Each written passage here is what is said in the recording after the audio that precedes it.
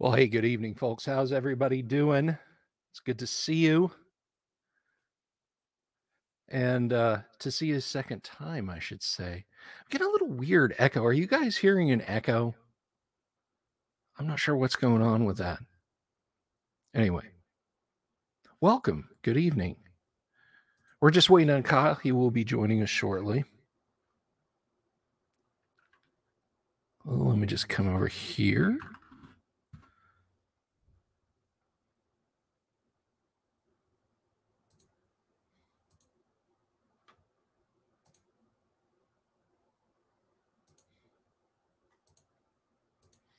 Alrighty. Yeah, I'm getting a weird echo. I'm going to have to adjust something. You guys hang tight.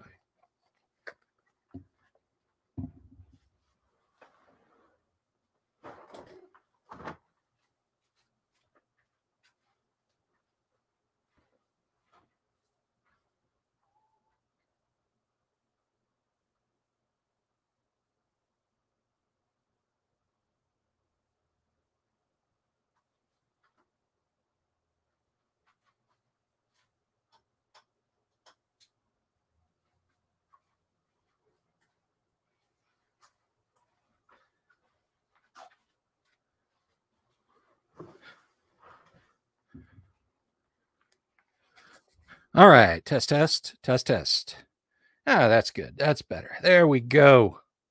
Yeah, so Kyle's going to be joining us in just a second here. Good to see you all yet again. Welcome back to Wastrel Tuesday. So Kyle's going to be joining us here. He says, actually, I wanted to talk about food. That should be interesting to talk about. It's funny because one of my favorite YouTube channels is called It's a Southern Thing. Being from the Southern United States, aka the cornucopia of good eats in the United States. You're welcome, the rest of the country. I just caught a little funny video from them about potlucking. Hello, Damien X247. Welcome back. Damien was watching today. He was watching us play AD&D. That AD&D live stream, by the way, that AD&D live stream, that is every Tuesday. Speaking of, aliens had, you thought the aliens had abducted me. Aliens did abduct me.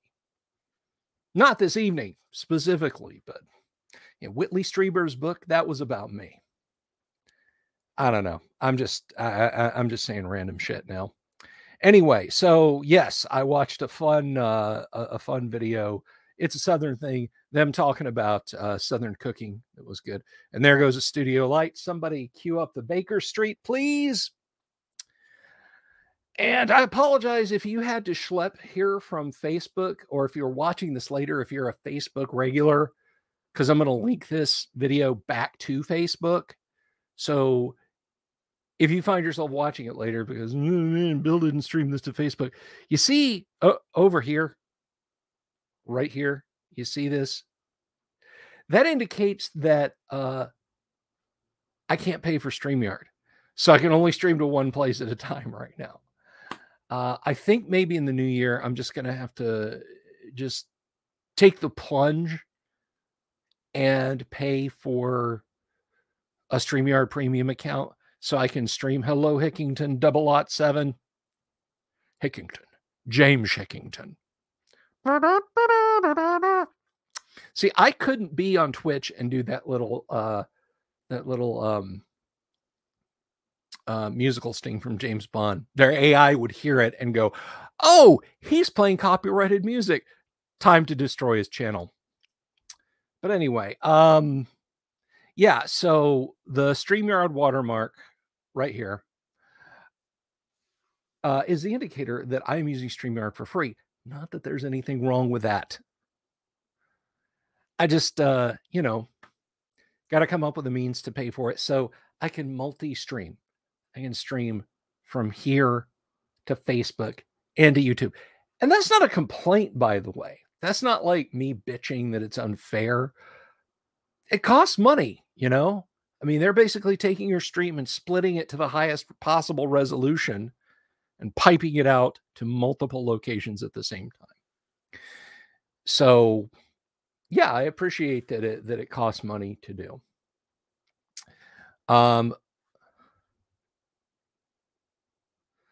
Hastings says, I've had a few messages from Twitch before while I streaming for infringement song play. Yeah, I think the funniest thing was, so let me tell you something. Young Dungeon Delver, once upon a time, was a huge, huge, huge Metallica fan.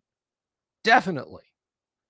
I had promo materials, I had posters, I had autographs, I had European imports, I had Japanese imports, I had, you know, those weird B-sides that you only get in like box sets years after the fact, on CD and cassette single import stuff. I had all the cool Metallica stuff. Because, they said for the first 15 years, yeah, it's all about the fans. We're all here for the fans and everything. And then let's just say they modified their "we're all for the fans" policy a little bit and leave it at that. And Lars Ulrich, chaotic, stupid nerd that he is, decided to sue the internet. Now look, I'm not going to say it's right for people just to download music without giving it any pay or any consideration. And it wasn't just that. It was a lot of other things that went on with that band. But a few months ago, Metallica performed live, and one of the venues that they decided to put their concert on, broadcast their concert on, was Twitch. 5 seconds into their set, a set being watched by millions of people, Twitch's AI kicked into high gear and said, oh no, these people are playing copyrighted music. That's right. Metallica, via robot, DMCA'd themselves, and that was hilarious. And it was literally 5 seconds of live with crowd noise and all the audio variations, copyright music. But before I get off on a rant, before I go down a twisty path that leads nowhere fun, let's welcome my charming, astute, austere, amazing Australian co-host, Mr. Kyle Schuant. There he is, ladies and gentlemen. Kyle, good to see you, buddy. How girls? Good. I'm here. I'm well. And you? I'm up and out of bed, man. Every day on this side of the dirt, it's a positive one. Fair enough. I'll just adjust this a little bit. But, I've been playing a lot of Fallout 4, probably too much Fallout 4 lately. And now when I do a live stream with you and I see those giant erector sets behind you, I think, oh, good, Kyle's installed a power armor workstation inside his stronghold. No, it's just it's giant Meccano left over from my childhood. Ah, yes. The 1-to-1 scale girder and panel sets, I see. Hickington says hello. Oh, hi, Hickey. So, we once again been chasing each other around the map in DayZ. Little Hickey. We never find him. Hickey is like the bard in Gamers 2 Darkness Rising.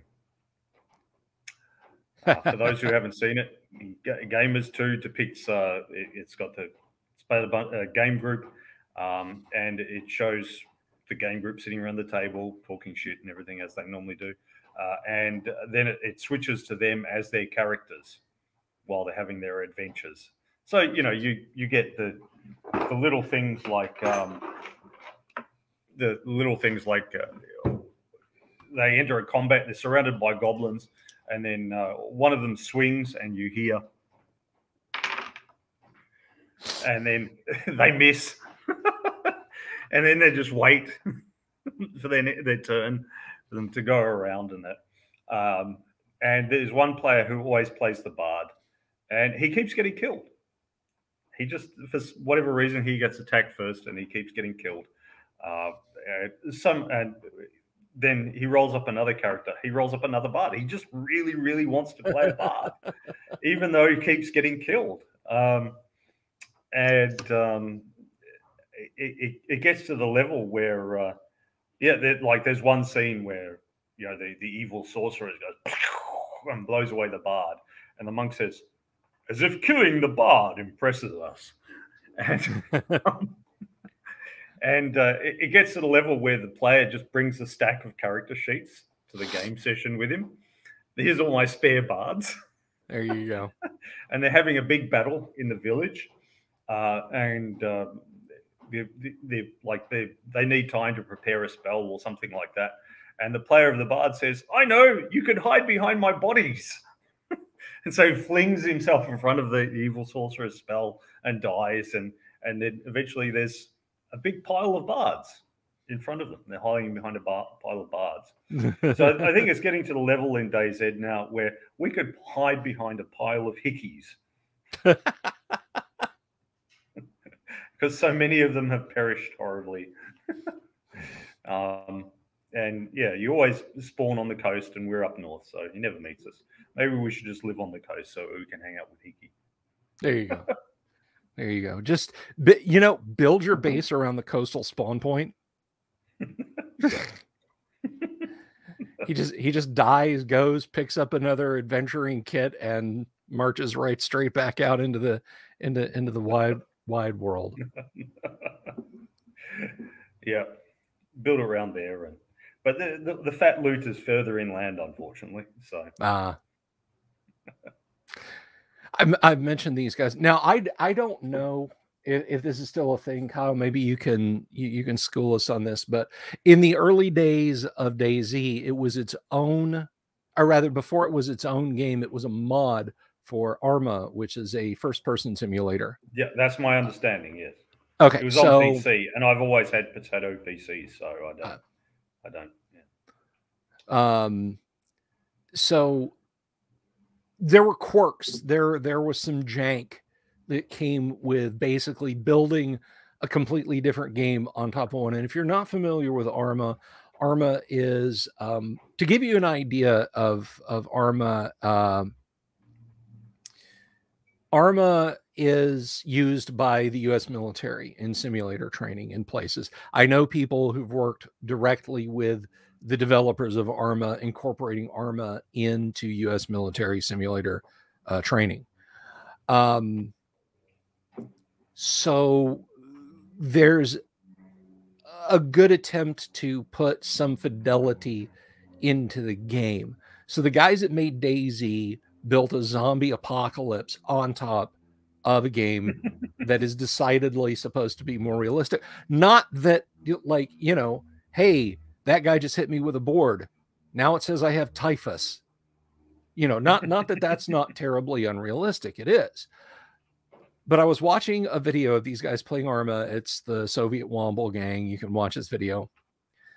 And one of the players is on the radio. And, they're squatting on top of a building waiting for zombies, or more likely humans, to go by. And one of the guys gets on the radio and he goes, "Look to your 9 o'clock. I'm driving up the road." And they look over. He's not driving on the road. He is taxiing a Sukhoi Su-25 Frogfoot ground attack jet that apparently the Arma devs either left in the game as scenery and didn't think worked anymore, or they didn't realize that it was still in the game. Or not Arma, but DayZ developers, rather. He found the thing at some like remote area that nobody had explored and taxied it. Like, didn't fly it. He drove it on the highway to where the rest of his mates were in DayZ. So Kyle, are there any tanks or jets or attack helicopters just kind of lying around Cherno? Well, I haven't seen any. Hickey might be able to tell us. There's a famous loot area called the Northwest Airfield, as it's got most of the best military type loot. So if there's anything floating around there, it'd be most likely there. I haven't been there. Hickey's been there numerous times, which has contributed to his deaths. And PJ, who I also play with, after I died and I had to start again at the coast, PJ was a bit, yeah, fuck it. I may as well just go for it. If I die, it doesn't matter. I'll start again too.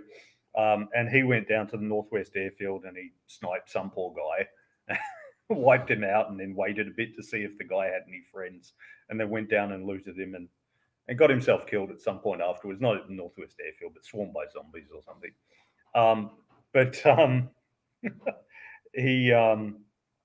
So yeah, there's cars, trucks, and a very rare chance of finding a helicopter, says Hickey. Yeah. Right on.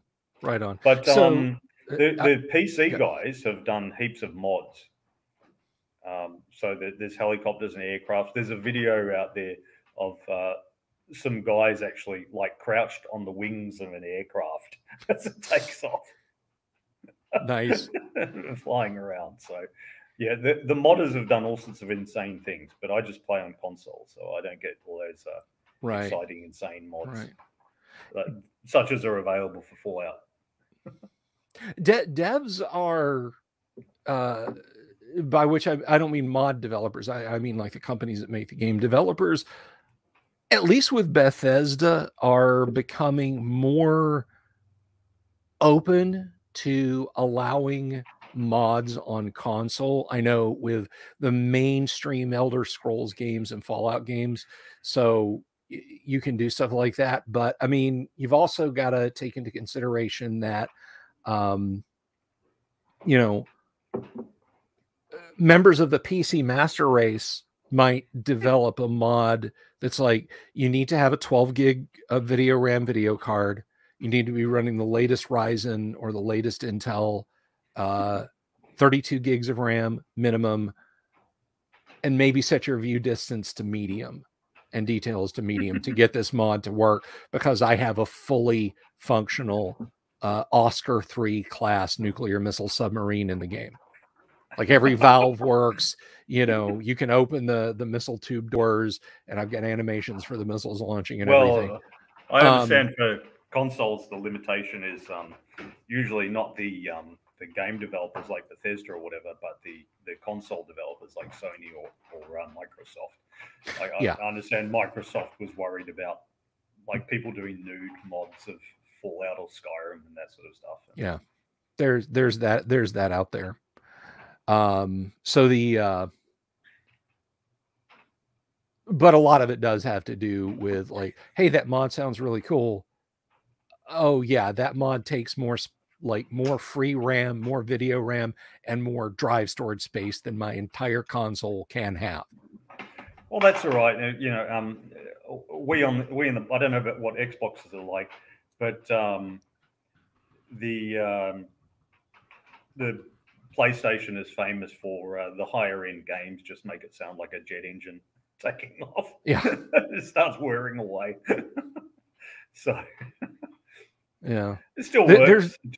It's just a bit noisy. You know, you got to play with headphones, even if you're not trying to avoid bothering anyone else. You've got to wear headphones just to drown out the sound of the PS. Yeah, there's this sort of clickbaity. I appreciate the nuts and bolts of it, but there's this guy on YouTube where he does these videos, and the lead in is, I just bought 100 PlayStation 4 Slims for $200. They're all broken, and I'm going to see how many I can get working. And generally, like, it's feast or famine. Sometimes he'll buy these things and it's like nothing. He's got a pile of spare parts, like, and by spare parts, I mean like the external shell, because the electronics and all of them are shot. And then there are times when he says, yeah, you know, I bought, you know, a garbage bag full of iPhone 10s listed as non-working. Let's see how many I can bring back to life. And, you know, for $1,000, he's got $10,000 worth of mobile phones that he can flip. But some of this, like some of the current gen consoles that he buys, you talk about the jet engine sound. Just the only thing wrong with them is those system fans have sucked in so much dust and stuff. It's literally filled the entire case. And it's like wrapping your computer in a sweater. Well, my previous console, the PS4, I can't remember what it was. There was something wrong with it. And so I took it to a service guy to repair it, and he gave it a service. And he said that 90% of his service that he gave to people, mine wasn't too bad, but 90% of the time, it was just getting a little blower and blowing the dust out of the thing, opening it up and blowing out the dust. Yeah, I can believe it. I can definitely believe it. So Damien's got some after action report. This sounds interesting. I dabbled with Exalted once upon a time. He says, Monday night Exalted game, find out the female sorcerer's ex led the Empire on a merry chase to the lair of the Leviathan. She would later cause a tidal wave to defeat troops that impounded the airship. That sounds totally gonzo, and that fits. That absolutely fits Exalted. Let's see. All the while, the rest of the party, sans the sorceress, are doing their damnedest to get the airship back. Passerby says, "What? I just fixed 200 consoles. I can't hear you." Ah. So that sounds like a lot of fun, Damien. Exalted. To me, Exalted is like a really rich, like garbage pizza. I mean that in a positive way. We've all had a garbage pizza. Just like you got this great local pizzeria and you're like, yeah, I want green olives and feta cheese and bacon and pepperoni and mushrooms and marinated tomatoes and more extra cheese and all that, you know. But it's like, you don't want to eat more than a slice or two of that. Ever. You can feel your arteries start to harden. That's what Exalted is to me. Not that I would never play Exalted again. It's just, it's so rich and there's so much. But I also completely understand that it's a lot of people's bread and butter. And it sounds like you're having just an absolute blast with it. So I salute you. I absolutely salute you. Speaking of pizza, Kyle, you said you wanted to talk about food, or was that just tongue in cheek? No, it was true. I'm just checking the. It's strange that I have to check the rain radar for a live stream, but it's just here in the garage. It's got a tin roof, and it's raining a little bit outside, so it's actually hard to hear.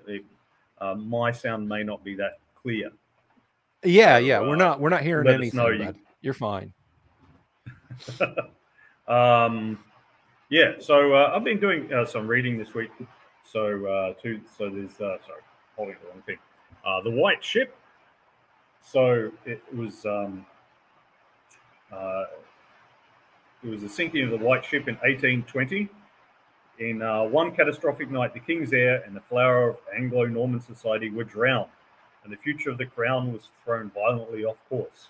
So everybody drowned in one night. It was basically like, you've reached Lord level.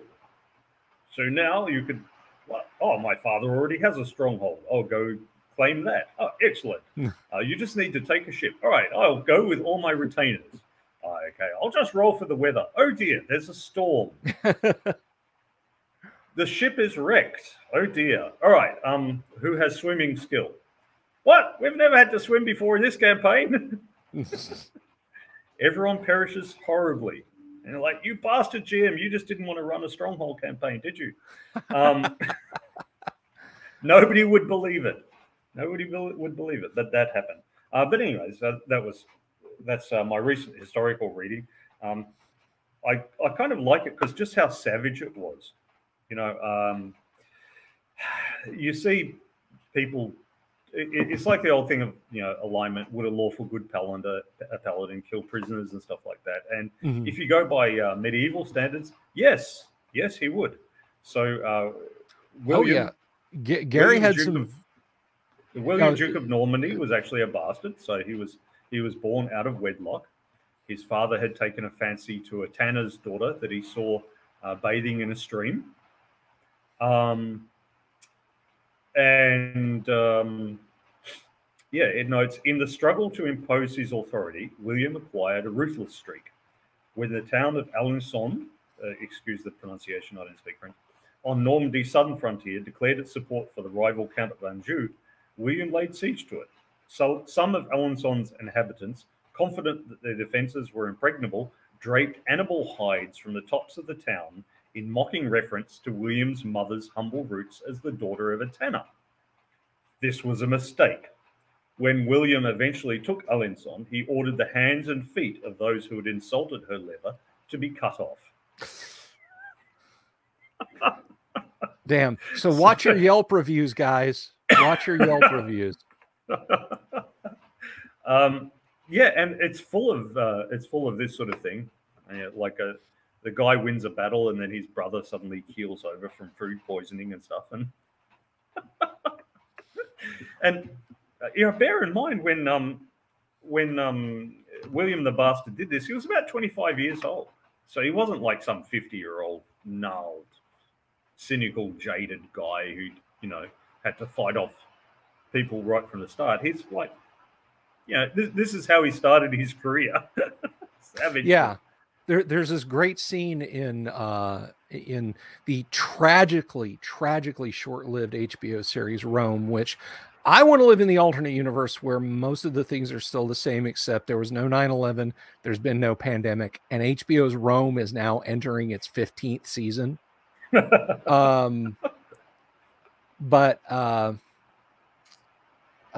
Titus Pullo takes a young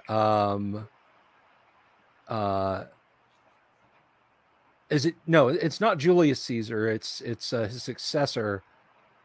Well, not his successor, it's the son of Cleopatra. Yeah, the son of Cleopatra. I assume you're referring to. Oh no. I'm thinking of no, I am thinking of his successor, but when he's a boy, Titus Pullo takes him to interrogate a guy about an affair that he's been having. And they're sitting in the sewers of Rome with this guy they've sort of roughed up and dragged into the sewer. And the boy is like 10 or 11 years old,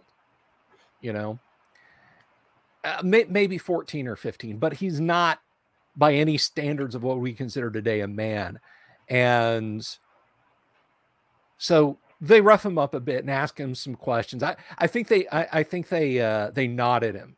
They like had a big hawser with like cantaloupe sized knots and had that tied around his arms, and we're twisting him up and really causing him a lot of pain to get the truth out of him. And so when they're done and they think they've got the information, Pullo says, "Do you think that's it?" And the kid, and I want to emphasize kid, is like, yeah, he's with Augustus. That's who, or later. Yeah, with Augustus. Yeah. He kind of stops and considers, and he goes, "We'd better cut his thumbs off just to be sure." And Pullo doesn't even hesitate. He just takes his dagger out, whack, whack. The guy's screaming that he's told them the truth, the whole truth, and nothing but, and they cut it. But yeah, this like 10-year-old kid is like, we'd better cut his thumbs off. Duke William brought Normandy's old rival Brittany to heel in 1065 after the surrender of its duke, Conan II. When Conan died suddenly late the following year, it was accepted that he had been assassinated at William's command. The fatal weapons were believed to be his own gloves, which had been laced with poison. When Conan took them off and wiped his mouth with his hand, death soon followed. How do you get him to take an ingestive poison, type A? There you go. Smear it on the inside of his gloves. That's well done. Very well done. And then, so this is, most people don't know this, but like the famous Battle of Hastings, that was preceded by the Battle of Stamford Bridge. So basically everyone was invading England at that time. And poor old Harold defeated one lot and then marched south to defeat the second lot. Even if he defeated them, someone else would have landed, I think, and taken him over. But anyway, hoping the moment was right to reclaim his family's crown, Edward the Confessor's brother Alfred landed in southern England with an army of northern mercenaries. Outside Guildford, 30 miles southwest of London, he was greeted by the powerful Earl Godwin, who declared his backing for Alfred. But it was a ploy. Godwin suddenly turned, taking Alfred prisoner and massacring his troops. The Earl had Alfred's eyes put out during the 100-mile journey northeast to the monastery of Ely, where the royal prisoner was committed to the care of monks. But Alfred never recovered from the brutality of his blinding, his life ending after months of agony. Ugh. In early 1036. Oh, sorry, this was 30 years before the 1066, but still shows you what it's like. Yeah, and they were savage to the dead too. After 5 years' rule, Harold Harefoot died in 1040, aged 24, just as Harthacnut was poised to invade England from Denmark. Harthacnut desecrated Harold's tomb and had his corpse decapitated before consigning the mutilated remains to an anonymous marshland grave. Yeah. Yet the new king's rule was briefer still. The last Scandinavian to rule England dropped dead at a wedding in June 1042 while toasting the bride. This could have been the result of a stroke caused by Harthacnut's excessive drinking, or perhaps by poison, presumably authorized by Edward the Confessor. So they were a pretty brutal and savage lot. Yeah. What was it? They found Richard III's body, like, underneath a parking lot a few years ago. They finally identified his skeleton. Yeah, Richard III. just throw him in a field. Just with the crowned heads of Europe, just throw him in a field. That's done. That's all we need there. But more interestingly, I got this book, Medieval Cookbook. Medieval Cookbook. Hit us with some medieval cooking. So they've taken medieval recipes and they actually tested them to see like how they came out, because famously recipes are often untested, and when you try to make them according to what's been written in the book, it's bollocks. I want to pause you for just a second on this same track, and I know you're aware of this, but if our audience isn't, there's a YouTube channel called Townsend's that you absolutely positively need to subscribe to, because he does the same with colonial era cooking. And by colonial era, I'm not talking like 1790, like, you know, like stuff that's like, oh yeah, fish and chips and steak and pot roast. No, I'm talking about like starting in the late 1400s to the mid 1600s and 1700s. Yeah. He really digs in, but this goes back even further. So tell us about this. So Medieval Cookbook. I've just started reading it. So they take the medieval recipes, which have the spelling as you expect. It's things like Montchelet, take veal, V-E-E-L, otherwise mouton, and smite it to gobbets. Seat it in good broth, cast thereto herbs, you good one, and a quantity of oxynons minced, powder fort and saffron, and ally it with iron and Venus, but let it not seethe after. So it's lamb or mutton stew. So they translate that into more modern English. Although the recipe here uses lamb or mutton, veal can also be used. Cut the meat into 2-inch cubes, put the stock in a stew pan and bring to the boil. Add the meat and bring back to the boil. Skim if needed, then add the prepared onions, herbs, spices, salt, and wine. Reduce the heat, cover the pan, and cook gently until the meat cubes are cooked and tended, 1 to 1.5 hours. Beat the eggs with lemon juice until blended, then take the pan off the heat and stir the egg mixture gradually into the stew to thicken it slightly. Do not reboil. So it's full of stuff like that. So they've got the like medieval written recipe, and then that. But I like the intro bit where they're talking about the history of it. So they note that. So they said the Middle Ages in Britain are generally said to extend from the fall of the Roman Empire in the West in the 5th century, either to 1485 or to Henry VIII's break with Rome in the 1530s. Since food habits were closely entwined with religious practices, this book about food takes the later date. This is something that, apart from things like Christmas, Easter, Passover, and so on, most of us in the modern world have forgotten just how much in those medieval times food was tied in with the religious practices, and even into more recent times like the 1800s and so on. Mm-hmm. Many of us have forgotten that. Just how closely, we have our own traditions, but they're a bit stricter about them. However, as we will discover, not everyone was so. And of course, they were more. They didn't have as good food storage methods, so they had more salted and pickled stuff as well. Right. Right. So they have. So they. So it. Yeah. It says. So they talk about how there's like recipes were mixed in with stories as well. They had stories and poems, and they had recipes mixed in. It says the church's rules were irksome enough, even in the 15th century, although much less so than earlier. Until the early 13th century, all healthy adults had been forbidden 4-footed flesh meat on 3 days a week. So many people will be familiar with the Catholic idea of no meat on Fridays. No but beef they on also Friday. had no meat and no meat on Wednesdays and Saturdays as well. And in other fasting periods of 1 or more nights and days. However, the restrictions were respected less and less, and gradually they were relaxed. By the 15th century, in lay society and in many monasteries, only Fridays were obligatory weekly fasting or fish, F-Y-S-S-H-E, fish days, although Wednesdays and Saturdays might be respected by the pious and by church dignitaries in public, it notes, in public. Annual fast days, such as Rogation Days and Advent, were more seriously observed, and Lent, which lasted 6 weeks then as now, was the only time when eggs and dairy foods were banned as well as meat was rigidly kept, at least in name. But I like this. Even then, the abbot of a rich monastery, whose life and business was in most respects like that of any great landowner or courtier, could accept the rich man's standard gift of hunted game for his frequent guests with whom he ate. I've read elsewhere, I knew elsewhere. So the bishop or the abbot would have meat on Fridays if it was given him by his guests, because it was held that the laws of hospitality superseded those of the...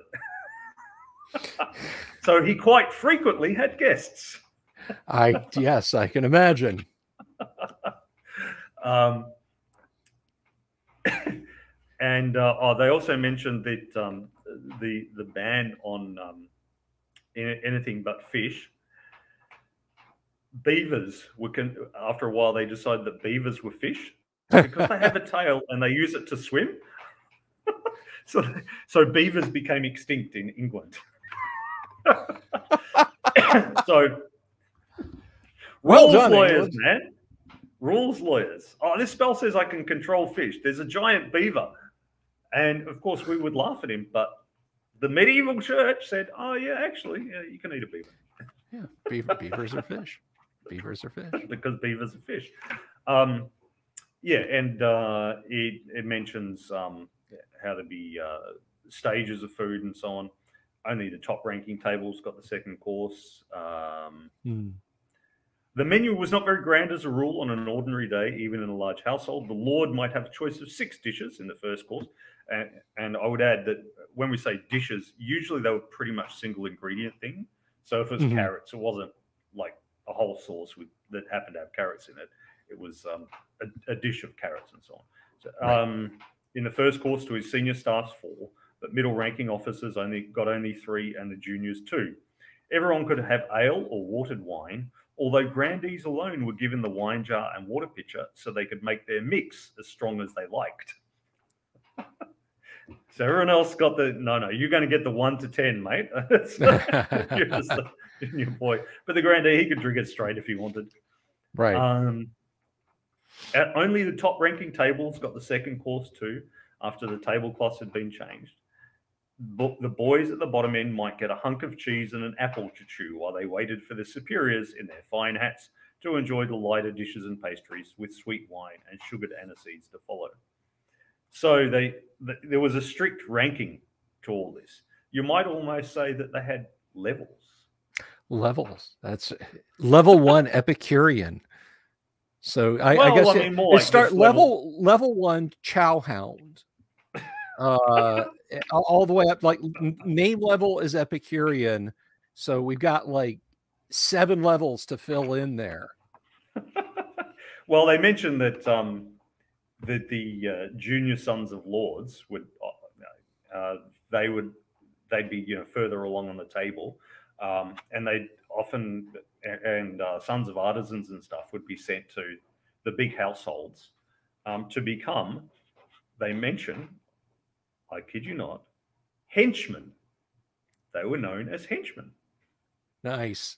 The guy would say, and as they moved up in age and they gained skills, they would, because the idea of their joining in the junior parts of the table was that they would get to know manners. They would get to know how to comport themselves in high society. One day you're going to be 9th level and have your own stronghold. Or you'll be the servant to someone who is 9th level and has his own stronghold. So you have to know what to do.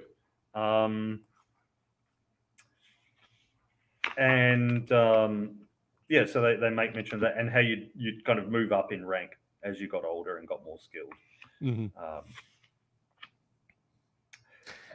At feasts, it was commonplace to drink too much, whether at a humble parish affair or on a grand state occasion when most of the company would have little else to do, while those at top table nibbled last course sweetmeats.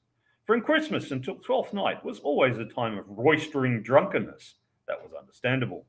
Yet Lent was a bibulous time too, and that could only be explained perhaps by the rigor of the 6-week saltfish diet. 6 weeks of salted herrings. Oh, God. So they start drinking.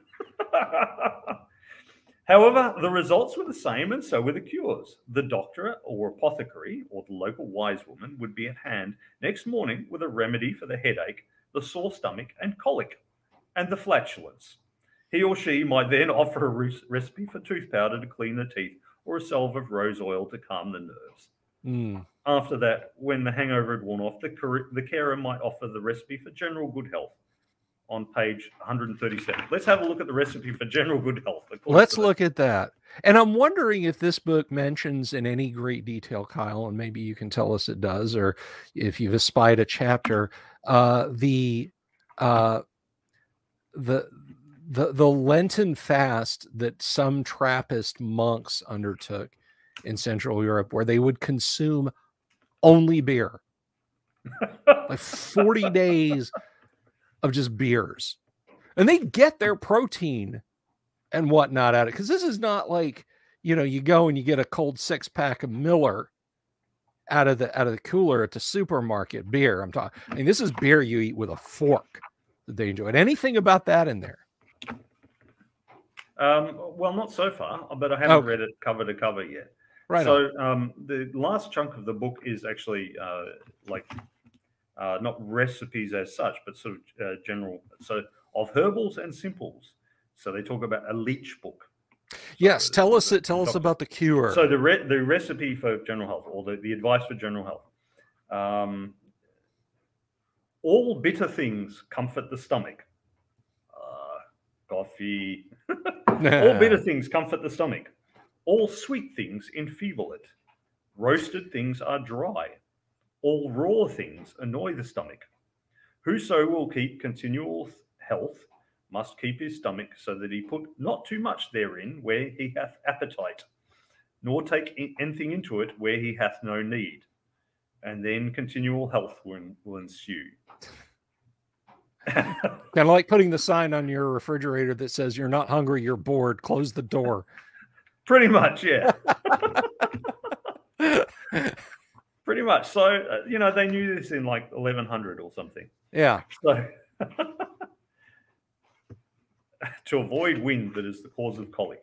Let's not take the podcast here. Yeah, exactly. So, yes, I'm sorry for those of you that this might shock and appall your delicate sensibilities. They fat shamed over 1,000 years ago, so you're just.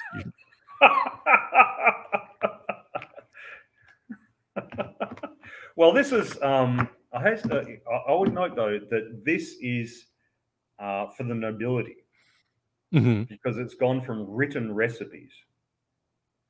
So right. Alfred, the dung shoveler, did not. It's not recorded what he ate, except indirectly. He didn't record it himself. He didn't keep a food diary. No, he didn't. He did not. He did not take 9 pictures of thy roasted joint of fowl and place them upon thy Insta. Yeah. Forsooth, I am at a tavern most extravagant. Look upon this and upvote it. Yeah. But Duke Alfred, we have a better idea of how he lived. But I think it would be fair to say that then, as now, the lower classes would aspire to eat like the upper classes. I think there's a reason they had all those legal bans on, you know, hunting in the king's forest and all that sort of stuff. They wouldn't have to ban it if nobody was doing it. Yeah. So, and you know, you mentioned that, and then you were talking earlier about learning up one's manners as you go. I think one of the better movies you can see is it's Richard Burton. It's Beckett. If you haven't seen it, it is absolutely worth 160 minutes of your time. It's the story of the assassination of Thomas à Becket, why that happened. It's very dramatic, of course, you know, Richard Burton. But when he goes to see Edward, he brings him a gift. He brings him a knife, a fork, and a spoon, because he's never used them before. Like nobody in his court has ever used them before. And he picks up the fork, and it looks like a modern serving fork, but it's a dining fork of the day. You know, it's like that long, and it's got two prongs on the end of it that are like 2 inches apart. And he makes the comment, he says, "If I give these to my lords and my men, they'll be at each other before the end of the meal."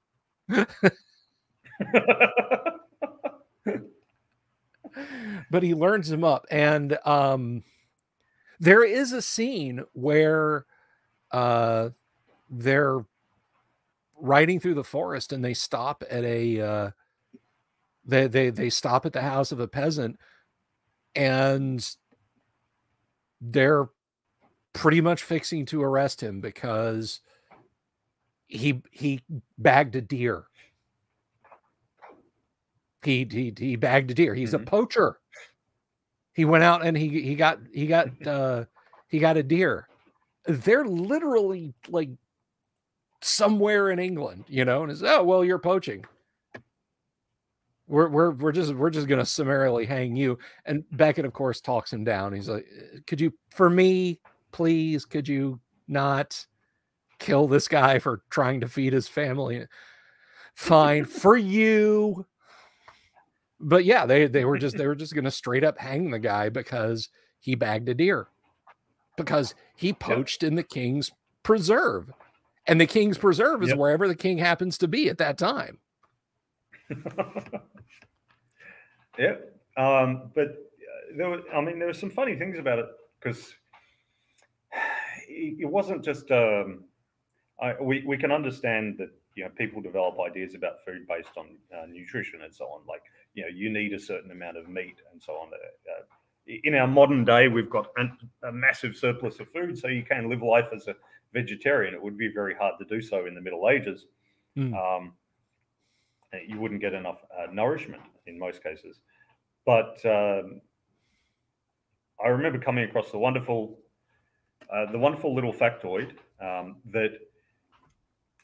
that salmon was considered a peasant food, because they could take as much fish from rivers as they wanted, but they couldn't hunt deer. So deer was considered the lord's food, and you know, salmon was just like this cheap, nasty stuff that nobody wanted really, and they fed it to their pigs. And nowadays we feel rather differently. All right, I've just got to plug my laptop in, so I'll be out for a sec. Okay. So while you're doing that, Michael Connor mentions Hale lobster. This is an interesting factoid too. Lobster was like garbage food until like the early 1900s. Lobster was like trash food. You didn't, you know, it was there was a riot in a prison in I want to say it was Maine in the late 1800s, because lobster was on the diet so often, or lobster was on the menu so often. They were feeding lobster to the prisoners often enough that they began to resent it, and rebelled against the idea of having to eat lobster over and over again. And imagine telling a guy nowadays who's been on, like, 2 weeks of Nutriloaf, punishment roll in a Supermax. Yeah, we're going to feed you lobster next. Sorry.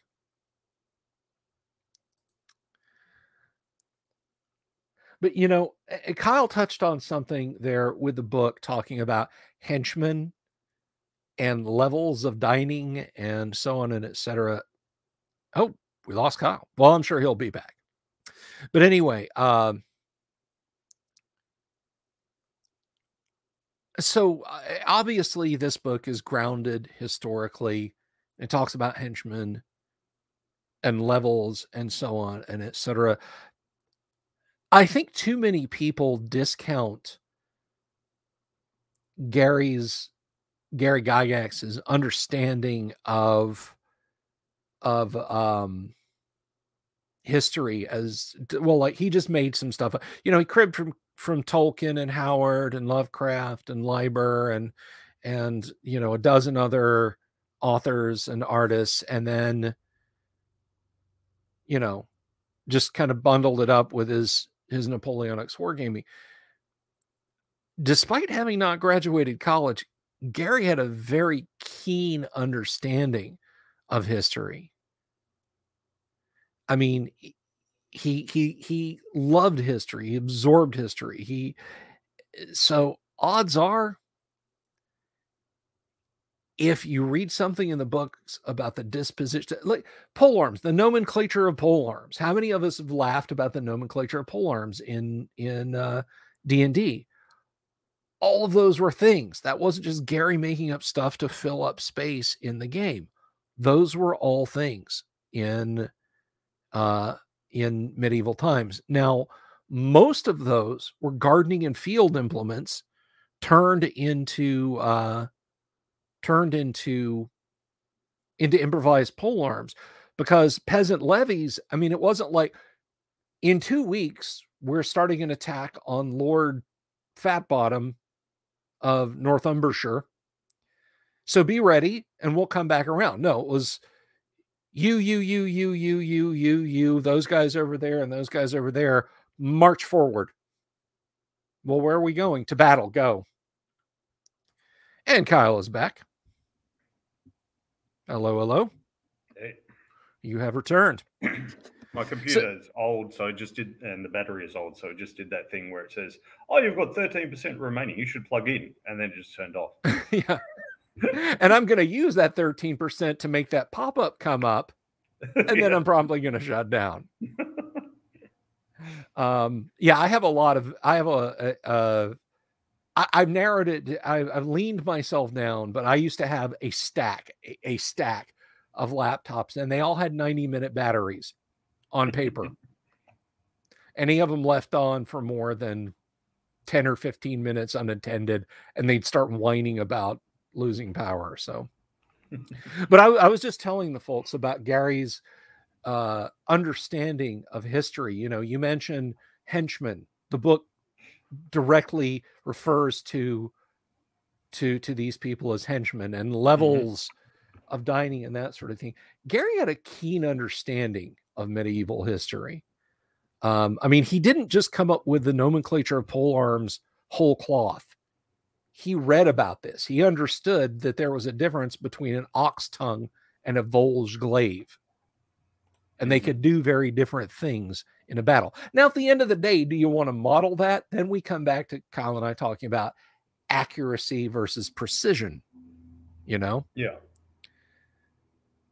So I've just linked to, there's a wonderful site, Etomy Online, so you can look for the origins of words. And it's sometimes interesting to see how they've changed over the years. But henchman, a noun, mid-14th century, hengistman, later henchman, high-ranking servant, usually of gentle birth, attendant upon a king, nobleman, etc., originally groom, probably from man, Old English, and hengist, horse, stallion, or gelding. So probably the guy who looked after your horse.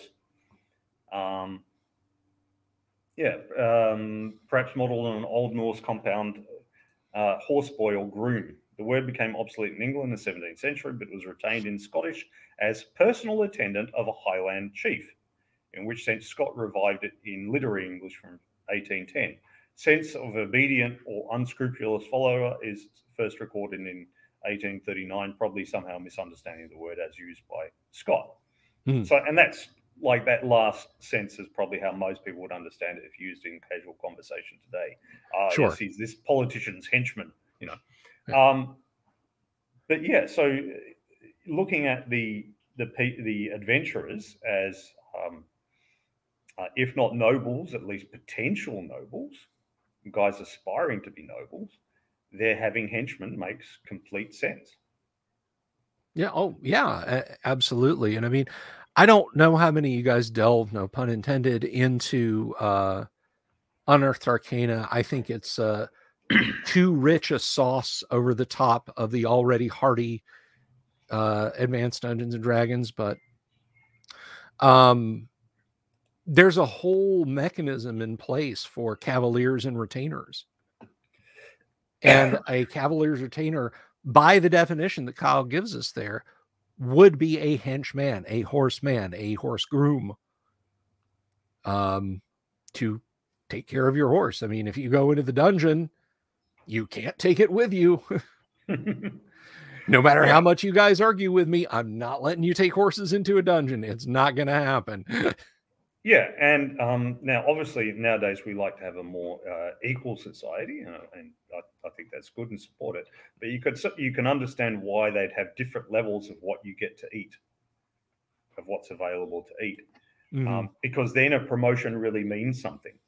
If you're sitting there, if you're this 12-year-old boy sitting there eating your chunk of bread and a chunk of cheese and an apple, and then you get a bit of the veggie stew when it's passed around, and a lump of stale bread. That was the description in the book, stale bread, because it's going to dissolve in this stew anyway. Right. When you get that passed around, getting promoted up a level to a junior official to, say, be a henchman or horseboy, and actually getting a piece of meat once a week, it's a big deal. Oh, yeah. You know you've gone up a level and you're happy.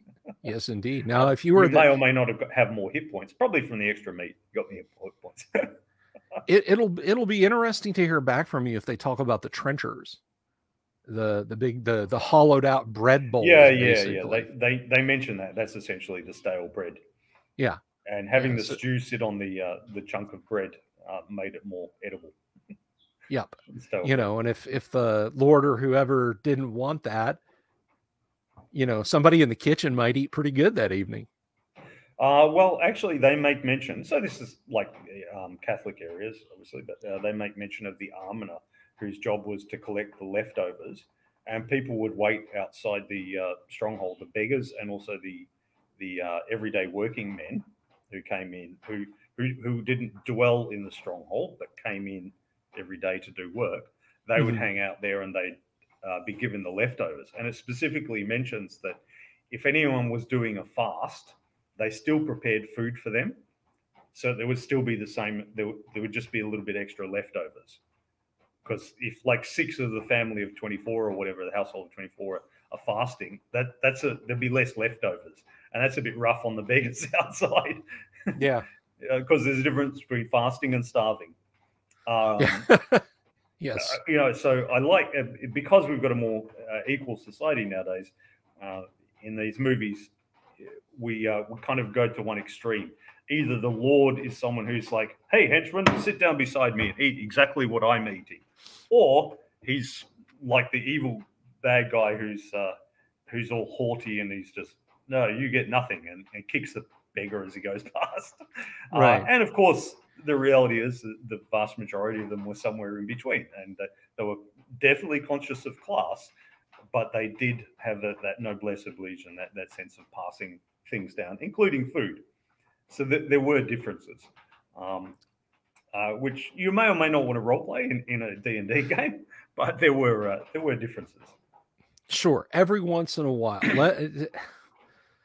With all respect to Weiss and Hickman, good Lord, guys, we didn't need food recipes in the middle of a D&D module. I'm sorry. It was not It was not necessary. Please don't do that. Please don't do that. I think it's the food is a bit like the weather. Most of the times, it shouldn't be mentioned unless it's important to the plot. But if you have a little bit of a quiet moment, it can be in there for flavor. Yeah. For flavor. Most of the time, it doesn't really matter if it's actually a little bit chilly today or a little bit warm. It doesn't matter. But if it's bucketing down raining or it's scorching hot and has been a drought for 6 months, now it matters. Exactly so. And when otherwise, it's just a little bit of flavor. And for that flavor, of course, because the dice are always right, we should use a random generator. I've just popped up. The good old Inkwell Ideas. She has a whole website of all sorts of random generators. The one I've just rolled up is it's a random in menu. And so you can go for a normal one and get things like baked potato, porridge, soup, cheese rolls, and so on. But you can also includes fantasy foods. And then you get things like cockatrice, liver pate, and bread. And then also garlic and basil leg of lamb, branded breast of griffin in whiskey mushroom sauce. Cheese rolls with a filling of nuts, honey, and vegetables. Ettercap claws with melted butter. What's an ettercap? Ettercap is how to describe an ettercap if you do. Ettercap is Spider-Man. Okay. I don't mean Spider-Man Peter Parker. I mean it's weird. Just trust me. It's a humanoid who has spider-like characteristics. Braised minotaur tail with mushrooms. Spicy hellhound claws. Yeah, and then of course the fantasy drinks. Of course, there's things like dwarven spirits as well. So yeah, you can have that. There's a random menu, and then of course they've got staff and patrons as well, and floor plans and everything. Random generator, you can do absolutely everything randomly, and then just see how it interacts. Generally speaking, if the party hits like a Traveler's Inn and I need a bill of fare, my go-to is to grab my copy of Keep on the Borderlands and just give them that menu. Yeah. I mean, honestly, barley soup, joint of fowl, wheel of cheese, some fruits, loaf of bread, and like 3 or 4 different types of drink. Yeah. That's it. I mean, you're not hitting your delicatessen aisle at your local, at your local supermarket. You're going to get what they had that day to hand. And I really like going with that. Now, if you want to get a little more exotic, something slightly better, you can use the bill of fare from the Welcome Wedge in Village of Hamlet, T1, which you should amend your copies to include giant crayfish etouffee. All of you, write that in there, put it on a sticky note. It's there, even in your universe. I don't care if it's your Greyhawk universe. It's in there. Trust me. And I wish I had. Yeah. So I think you can occasionally have menus or whatever to spice up the game. Because I think the game master's, a bit like a director in that, you kind of bring everything together. But part of it too is pacing. Sometimes you need a little bit of a quiet time when not much is happening. And that might be so that you as GM can quickly roll up the next dungeon. Or it might just be that you can see the players aren't really, they need a bit of a warm-up time. It might be like the start of a game session or something, and we're still waiting for that 4th guy to show up or whatever. Or they might have just come back from a break. Or it might be a long day, or maybe they just had an intense combat and they need a break. So things like that, a bit lighter-hearted stuff, you could just leave them to talk shit about the latest Star Wars movie or something. But things like having that random in and having that menu, and that can surprisingly actually lead to adventures too, because if they normally have you know, cockatrice liver pate. Mm-hmm. Do they have have they run out of cockatrice liver pate? Would they like another cockatrice? Well, there happens to be there's a nest of them in the woods, or up in the hills. You know, are you willing to go and get them? Yes. The risks are high, but hey, the rewards are great, and you'll be popular at that inn. The inn owner will know. So that can lead to adventures too, I think. Yes, indeed. If of course you just roll everything up, which you should. That's the way it should be done. Exactly so. Exactly so. So yeah, inkwell idea. Wouldn't Minotaur count as cannibalism since they're part human? I don't know. That's always the old thing. Can you actually eat monsters in general, like an umber hulk or something? Can you eat them? If you eat a mermaid, at which point do you switch from eating fish to eating red meat? Yeah, what wine do you serve with a mermaid? So, a red or a white? I just don't know. My diabolical friends are on tenterhooks, wondering what to serve with Ariel. So this is one for Hickey in case he comes and watches later. I saw this wonderful Reddit post. So in DayZ, you can your character has to eat. You can find food lying around houses, tin sardines and things like that, and there's apple trees and so on. But of course, you can also go hunting. Mm-hmm. And if you really want to, you can go hunting people. You can skin and quarter a human.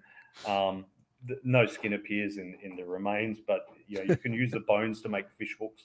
You can use the guts to make ropes and stuff, and you can eat the meat. You don't want to eat the meat though. All right, so there are effects like if you skin and quarter normally without gloves on, and then you eat with the bloody hands, you get salmonella and you get sick, even if the food's cooked. You need to wash your hands after preparing raw meat quite reasonably. But whether you cook the human meat or not, you end up getting kuru. So you go crazy, and your character's going along. He's not just grunting when he jumps over fences and that, but he's going. He's laughing maniacally at random times, which makes it really hard if you're trying to be the stealthy sniper. Most people whose characters end up like that end up just suiciding their characters and starting again and swearing never to do that again. Right. But you can if you want.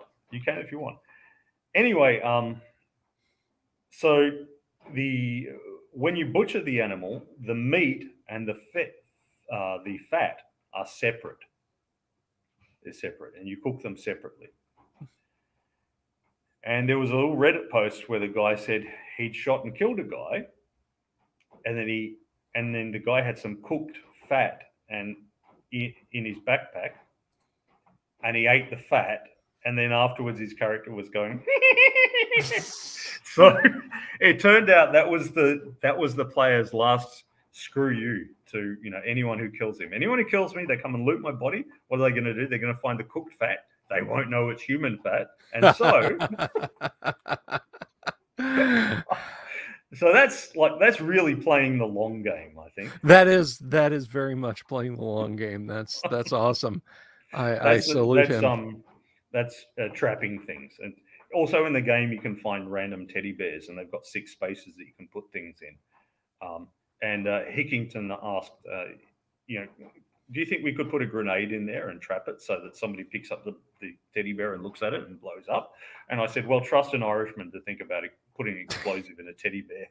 But no, you can't. But yeah, you could put in other kinds of traps. But that's a really cunning, nasty kind of trap. Yeah. And I'm reminded of that scene in Full Metal Jacket when they're moving through Way, and one of the members of the Lust Hog company that Rafter Man and Joker go out to interview. As they're moving through the city, he sees this big stuffed pink plush animal just sitting basically in the middle of a bombed out room. It's as incongruous as parking a semi truck in the Vatican, right? So what does he do? He goes over and picks it up, and it detonates. Yeah. Vicious stuff. Vicious Oh, stuff. yeah. Oh, So yeah. Damien says, in a Pathfinder campaign, I was in the Cavalier soloed a rhino, and its salted remains became part of the rations. Why would the Cavalier not be riding the rhino? I mean, Exactly. That a cavalier on a rhino. That's some that's heavy more, barding your horse has got. Well, that's more of the player kind of thing. Every player is going to go, oh, can I ride it?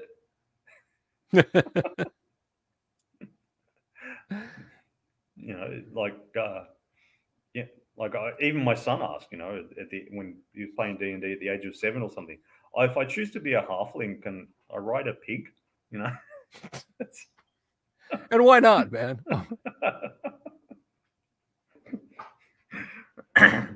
Yeah. So food in campaigns, and I think it complements nicely food around the game table.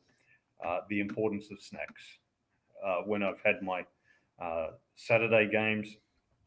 So it's not so much now that we're older and we've got mortgages and kids and everything. Most of us don't have time for those all-day games. But when we do have time for those all-day games, I'll always prepare a big spaghetti sauce and that, and make it vegetarian for anyone who happens to be whatever they are.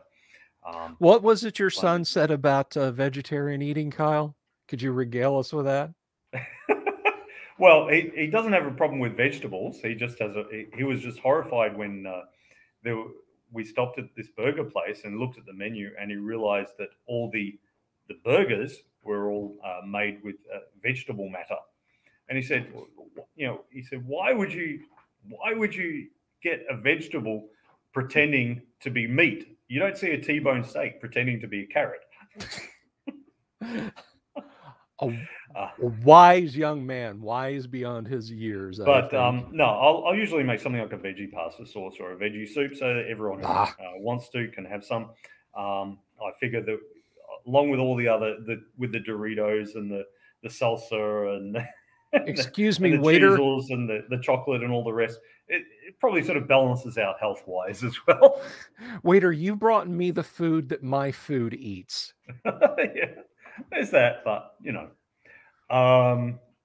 So I did that with the all-day ones, and but with these shorter sessions of like a few hours that we used to have in the game clubs in the city, yeah, we wouldn't bring on full foods there.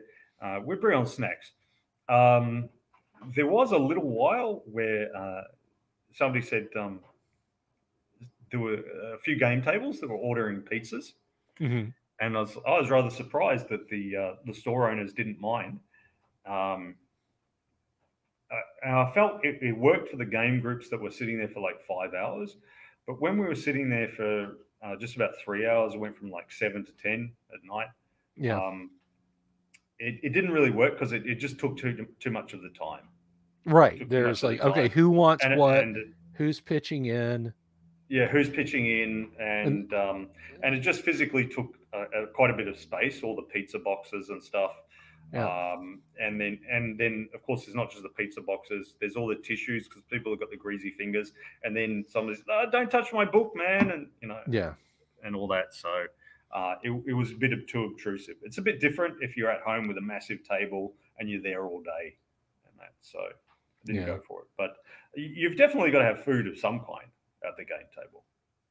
Yeah. And I just, this is a bit of code, a bit of etiquette, if you will, about even if you don't have terrain set up, but sometimes, especially if you have terrain set up. I have said often that miniatures in Dwarven Forge are a great draw. They also tend to be a bit of a draw for enthusiastic people who appreciate the visual arts.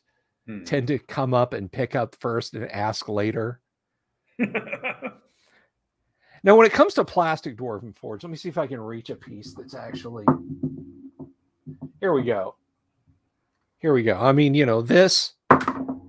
sorry, that was a little loud, but this, you can't hurt by dropping on the floor. It might rub a little paint off.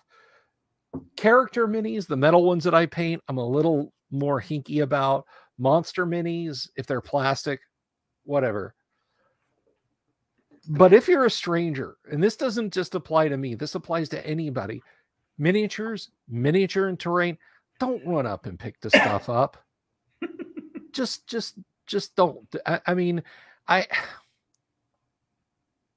cannot tell you guys how many times I've gone from 0 to keep your greasy dick beaters off of my hobby materials at events, because it's just like, oh, can I see this? And this is so cool. Yes, it is. And I'm using that for my game. Thank you. Let me put that back down on the table where it belongs. Now I want to walk up to somebody's table while they're eating pizza and just like pick up a piece and just look at the piece of pizza and then put it back. Yeah. Oh, I just thought it looked cool. I thought it was really well put together. I just wanted to have a look. It was well made. Yeah. I just wanted to check it out. I think one of the funniest things I've ever seen is a guy, he was playing a Warhammer game. This is a few years ago. And if you're not familiar with Warhammer 40K, their battle mechs are called Titans. And these things, everything in Warhammer 40K is big and over the top and illogical and stupid and ridiculous, right? So the Imperium has factory planets that do nothing but churn out weapons of war. And a Titan takes decades to make, but they've got 1,000 planets making Titans, and they're churning out a couple of hundred every day. But they can still barely meet the replacement requirements because there's battles going on across 10,000 worlds on any given day, right? So a Titan is a big, rare-ish war machine, and Warhammer is played nominally at 35 millimeter, 32 millimeter, whatever they're passing off as 28 millimeter these days scale. Well, this guy brings in a Titan to scale, one of the smaller Titans, like a Warhound, which means it's about 3 feet tall. We're talking like 4 or 5 kilograms of plastic and plaster, this thing that the guy's got on the table. And he fusses over it and like gives the and I get it, I understand, gives the stink eye to people that get it's like that scene from This Is Spinal Tap, where, you know, Rob Reiner is like looking at Derek Small's guitars, or Nigel Tufnell's, I can't remember, Nigel Tufnell's guitars, and he's like, oh wow, look at that one. And he literally gestures, the guitar is like 3 feet away, and he's like, no, don't touch it. And he's like, oh no, I wasn't going to touch it. I was just pointing. Yeah, you know. So, well, don't point. Don't point. We're finished here. Just don't point at. This is how this guy is with his beloved Titan. And to be honest, it wasn't. It was big and impressive, but it wasn't particularly well painted or anything. So I was just like, I wasn't one of the people who got near it. I don't play Warhammer 40K. It's just that when you put up something the size of a table lamp on a table of miniatures that are nominally 1 inch tall, it attracts the eye. So I hear him fussing over this thing and like, yeah, you know, I bought his Forge World and, you know, it cost $150. This was a long time ago, by the way. If you buy Forge World stuff for your 40K tables, $150 doesn't get you shit from Forge World these days. So, you know, he's fussing over it and being an alpha nerd snob about it. What I hear later is that when the battle was done, he set it all in a cardboard box, came back in, got all of his stuff back and forth and talking to people, got in his car and drove off with it sitting on the hood. So scattered someplace down the highway between the game store and wherever was home was this guy's abomination of tabletop stuff. So let's see. I had a question. What if we turn the Great Red Dragon's Fang into a Beck to Corbin? I would give you points for style and for using a proper medieval weapon term and not just said, I want to turn the Fang into a sword. No, you went the extra mile and chose an actual Gygax polearm. I might give you something special for that. Don't bring your toys if you're afraid of them breaking. And finally, Damien says, I've seen homemade Imperator Titans. Some of those models were as tall as an adult male. Yeah, that's I don't know if I should say that's over the top with all the Dwarven Forge that I have. I'm going to leave that to Kyle to be the line judge on that call. I do like that paper maps draw out the discoordinated types, especially those who knock over filled glasses. It's true. It's true. They're attracted to it. Yes. Yes. So, food in the Middle Ages, which is pretty much the D&D world, depending on how you want to run it. Though, you know, you can have a McDonald's in your dungeon if you want. That's your game. I will say, for all the verisimilitude that we like to project onto AD&D, the first noted eatery was Tim Kask opening a McDonald's in the lower dungeons of Castle Greyhawk because he thought it didn't make any logical sense that the monsters just lived down there and didn't have a steady source of food. I thought it was a screw you to the players, like some player go, but how do they feed themselves anyway? It's like, because they have a McDonald's, screw you. Yeah. It works both ways. Yeah, but you know, for a little bit more life, you can look at things like that. There's, you know, to buy the book, there's zillions of web pages and things out there, various reenactment groups, and you can look up different cultures because, of course, Greek food's different to Italian food, and then what the Arabian world or the Chinese world ate is going to be different again. And you know, somewhere like India is like Western Europe in terms, or the whole of Europe in terms of its different cultures in it, especially over the centuries. And so, adding a little bit of food to the game, it doesn't have to be real world. But even if it's completely fictional stuff, adding a little bit of food can sort of spice things up in the quieter time. I wouldn't make my whole game about that, but adding that can make things a bit more interesting from time to time, help fill in the quiet times. And of course, you should have food at the game table. Snacks. Number one after people. Most important. Well, so it's number two. But yeah, anyway. And just remember, if you can't feed your friends to monsters. Because this is Advanced Dungeons and Dragons, where the adventurer of today is the monster shit of tomorrow.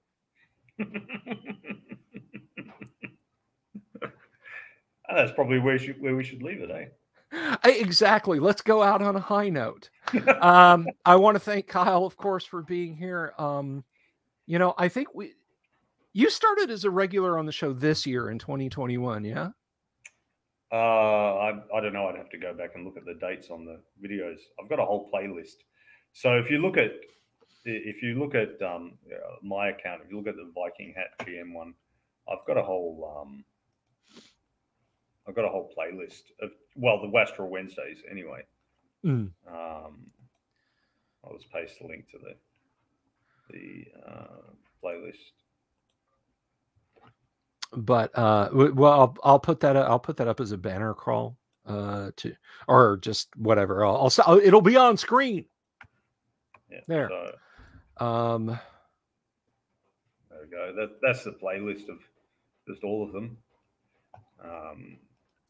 Haven't seen. I omitted a couple where like the sound was awful and stuff. Yeah. So if 19th February, yeah. So this year, yeah. Yeah, that's a very catchy and easy to remember URL, guys. So, which is not Kyle's fault. That's just YouTube. Yeah, that's YouTube. But well, regardless of when you started, you have, to my mind, and I challenge any of my audience to argue otherwise with me, you've become an integral part of the crazy gibberish streamcasts, and you brought so much to the table, virtually and literally, that I really, it's a joy having you here. You're a part of the team for whatever value you want to assign to that. And I'm glad you've done. I'm looking forward to 2022. I was talking about this today a little bit at the end of AD&D, and I don't want to keep you. I know, it's the middle of the morning where you are, but we're probably going to shift schedule wise to an evening schedule. Our time slots are going to go evenings. Just honestly, I hit so many West Coast viewers. Like I would love it to see Jayashiro and Kat pop in and say hi from time to time. It's like 9 o'clock. They're like getting and going to work. Ashiro's trying to write, and Kat is doing her actual job job at the time that I'm sitting here like a slob and streaming at lunchtime. The live streaming game that I do on Tuesday, it's very tightly got to fit in that hour because those guys are taking their lunches to play AD&D live stream for you guys and for me. Shifting to an evening schedule means that Kyle can be with us more often. I hope. I don't not to impose. I hope. And I can get a little bit more participation out of you guys. And plus, on Fridays in 2022, we're going to be live streaming Gamma World First Edition. We're going to be doing that. That's a thing that's going to happen. And I can't ask West Coasty folks to get up at 9 o'clock in the morning on a weekday to game, because we're not, as Kyle pointed out, at that age anymore where that's a thing. So 2022. Anyway, when we were at that age, we got up at noon anyway. Not at truth. But 2022 is going to bring out some positive scheduling changes. Now you're taking off, Kyle. You're vanishing until the future. We've got next week. We do have next week. Okay. Yeah, and then there's Christmas, New Year. Yeah, going interstate. My wife's family is interstate, so right on. Going interstate, but then I'll be back just in the new year to come back to here because we try to close this for the minimum. I mean, nobody ever comes like between Christmas and New Year and stuff anyway, except a few insane people. But nobody wants to power lift when they're full of eggnog and ice cream and pie. It doesn't work that way. Well, they've got more interesting things to do and family to see and all the rest. I'll be back on the 2nd. We're taking a train back from interstate. And, right on. And then restart the gym a couple of days later. So I'll look at that, what that can do for the schedule for this. So I'll just be a couple of weeks off. But I mean, everyone's off at that time anyway. So. Indeed. And I'm not going to disappear like I did last year. Just like, sometimes it's like December 15th, and then I didn't stream again till like January 10th or something crazy like that. I won't be disappearing down the portable hole that extremely, but we will see kind of an adjustment. But 2022, we're going to have something that's a little more conducive to more people watching and participating rather than having to wait until I get home from work or what have you. And I think it's going to be all good. And hopefully you can be part of it. It'll work. It'll work good for you. So, but we will see you next week, next Tuesday, correct? Mm-hmm. Yes, indeed. It's Wednesday here. It's Wednesday there. It is. It's still Wastrel Wednesday for you. As long as we remember, it's always game day somewhere in the world. Damn straight. And on that high note, folks, what if we put the eggnog into a protein shake? Knock yourself out, Damien. Have a great evening, everyone. Love you all. Thank you for being here. Thank you for the fantastic commentary we had rolling in the stream. Thank you, Kyle, for bringing that awesome cookbook, which you should flavor your games with, if I may leave on a pun. And I'll see you guys tomorrow. Peace.